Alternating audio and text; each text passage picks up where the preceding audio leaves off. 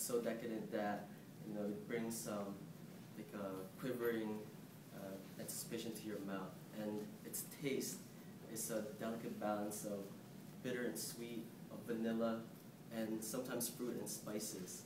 Its texture it's a deep, rich, creamy velvet finish. Now, it's enjoyed by many, but detested by the insane few. And if you don't know what I'm talking about, it's actually our #1 guilty pleasure, which is chocolate. Now, I love chocolate. I know everybody else loves it too. But sometimes I feel like we take chocolate for granted. Like we don't stop and think about its rich history and how different types of chocolate actually satisfies the different palates around the world. And also there are some benefits to eating chocolate. So after careful research, I want to share with you what I learned about the history, the different types, and also the benefits of eating chocolate. So the history of chocolate actually started over 2,000 years ago, and it comes from the cacao seeds, which is harvested from the cacao tree. Now this tree only grows in the tropical rainforests of Central and South America. The indigenous people over there were the Mayans, and they've been using chocolate since 300 AD. So we can say that the Mayans were probably the first true chocolate lovers in the world. Now, according to allchocolate.com, the Mayans didn't invent the chocolate bar.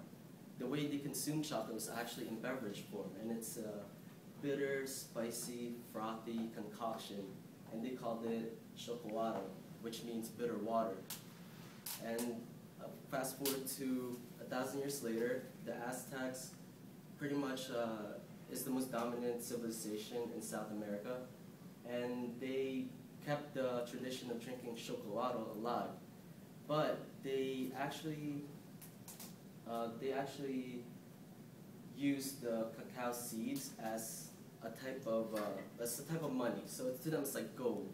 And because of that, the beverage that used to be enjoyed by everyone was restricted to just the upper class because nobody else could afford it.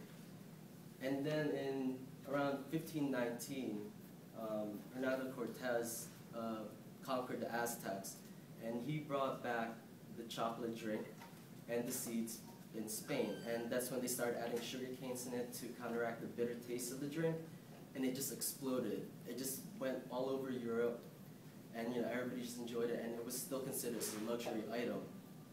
And actually, like from the book Chocolate Folklore, they said that it will take another 300 years for us to actually see the first chocolate bar. Now that you know a little bit about the history of chocolate, I want to talk to you about the different types of chocolate.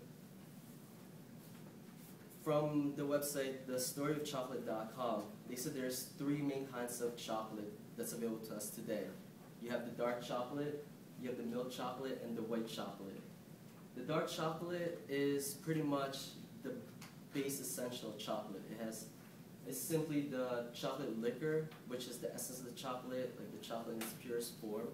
It has sugar in it, extra cocoa butter, vanilla, and sometimes spices also. And it has the most amount of cocoa. Now the milk chocolate it contains everything the dark chocolate has, but it adds the milk solids. That's why you get that rich, creamy, milky taste. And it is the most widely popular type of chocolate today. Like that's what people love to eat. Like not a lot of people really like the dark chocolate, because some people don't like that bitterness. And the third type is the white chocolate. And basically white chocolate is milk chocolate, but without the cocoa solids. So that's why I always thought, like I never really thought about it, but white chocolate is really sweet to me, and that explains like why it is sweet, because since without the cocoa solids, it doesn't have that bitterness to counteract the sweetness. So now that I know your mouth's probably watering about now, and you're trying to wonder, what's the best chocolate to eat, like as far as health benefits go? Now, according to the writer, Harold Morano from Psychology Today, the best type of chocolate to eat is the dark chocolate because it contains the most amount of cocoa in it. And cocoa and cocoa-laden dark chocolate they've been identified as rich in antioxidants called flavonoids. And the flavonoids come from plants. And as you know, the cocoa seeds come from a tree, the cocoa tree. And for 2 decades, chocolate has actually been linked to protecting the cardiovascular system. They've done studies, and it does lower the blood pressure a little bit, and it does help with, lowers your blood pressure, and also helps with the circulation in your blood. And the other benefit of chocolate is it's an energy booster. Like if you know like an athlete, or I know some people who like to mountain climb, they carry like a bar of chocolate with them, because like when they get tired, they can just pop that chocolate and it'll give them that extra boost to finish like whatever mountain they're trekking or path they're taking. And also emotionally, it's a mood enhancer. Chocolate has a substance called phenylethylamine, which is PEA, and it's actually also in our brain. When we're in a state of emotional euphoria, our brain releases this PEA chemical, and it gives us like that happy feeling. That's why when people say that they're heartbroken or they're lonely and they eat a box of chocolate, like they feel like so much better. And it's because of that chemical. It's the PEA chemical. So, and also, it's a great gift. You can't go wrong with chocolate. And if you're in trouble, it's also a great problem solver. So in conclusion, not only is chocolate such a wonderful history, but it also has that magic quality that brings joy to chocolate connoisseurs such as myself and countless broken hearts around the world. And with that, I actually want to end with a poem from James Wadsworth. "'Twill make old women young and fresh, create new motions of the flesh, and cause them long for you know what, if they but taste of chocolat."